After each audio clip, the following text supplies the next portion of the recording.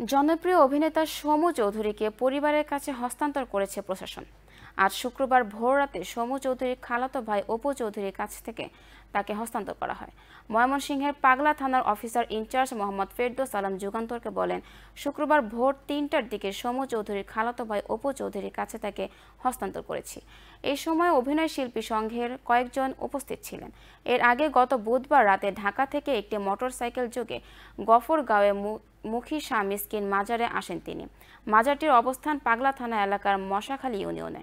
বৃহস্পতিবার দুপুরের দিকে মাজারের পাশে বিশাল একটি বটগাছের নিচে গামছা পরে খালি গায়ে মাদুরে শুয়ে থাকেন সমু চৌধুরী। পাশে একটি পানির বোতল ও পুতুল ছিল। মাজারে শুয়ে থাকা অবস্থায় সামাজিক যোগাযোগ মাধ্যমে এমন কিছু ছবি ছড়িয়ে পড়েছে।